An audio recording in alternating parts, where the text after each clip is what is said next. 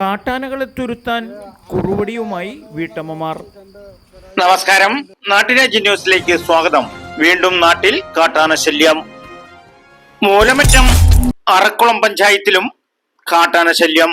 3, 4, 5 വാർഡുകളിൽ ജനങ്ങൾ തെങ്ങിൽ പാർക്കുന്ന സ്ഥലം, കൃഷിയിടങ്ങൾ, തെങ്ങ് കൃഷിയുടെ അപൂർവമായ സ്ഥലം. ഒരാഴ്ചക്കാലമായി കാട്ടാനകളുടെ വിളയാട്ടം കൃഷിഭൂമികൾ നിശേഷം നശിപ്പിച്ചു. തെങ്ങ്, കമുക്, കാപ്പി, വാഴ തുടങ്ങിയ കൃഷികൾ നിശേഷം നശിപ്പിച്ചു. തെങ്ങ് കടപുഴുകി എറിഞ്ഞിരിക്കുകയാണ്. ജനങ്ങൾ ഭീതിയിലാണ്. പടക്കം പൊട്ടിക്കാൻ എനിക്ക് ഭയങ്കര പേടിയാണ്.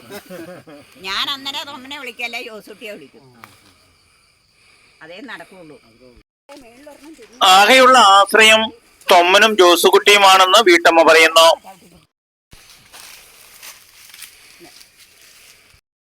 അന്ന് ടൂറിന്ന് ഇറങ്ങിയത് ഇല്ല. ഒരു ദിവസം മേളിൽ നിന്ന് ഇങ്ങോട്ട് ഇറങ്ങി ബാറ്റ് പിടിക്കുന്ന ആൾക്കോട്ട് ചെന്നു. ഞാൻ പറഞ്ഞു അതുപോലെ ശല്യമാണുണ്ട്. എത്ര ദിവസം വന്നപ്പോൾ? 4 പ്രാവശ്യം വന്നു ഇവിടെ. 4 പ്രാവശ്യം എന്ന് പറഞ്ഞാൽ ഒരാഴ്ചയായി 4 പ്രാവശ്യം വന്നത്. ഇപ്പൊ ലൈറ്റ് നാളിതുവരെ ജനപ്രതിനിധികളോ ഉദ്യോഗസ്ഥരോ സ്ഥലം സന്ദർശിക്കാത്തതിൽ ജനങ്ങൾ ആശങ്കയിലും പ്രതിഷേധത്തിലുമാണ്.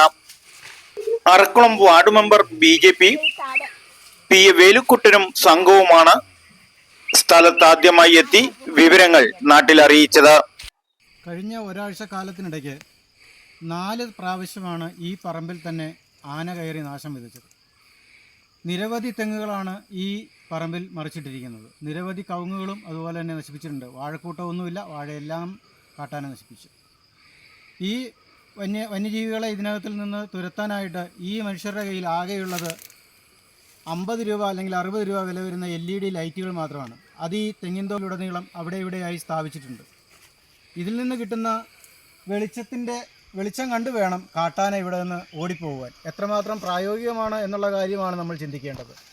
വെറും ലൈറ്റ് വെട്ടത്ത് കാട്ടാനയെ തുരത്തി ജീവിക്കേണ്ട ഗതികേടിലാണ് കുളമാവിലുള്ള സാധാരണ കർഷകർ. ഇതിനൊരു മാറ്റം ഉണ്ടായേ മതിയാവും.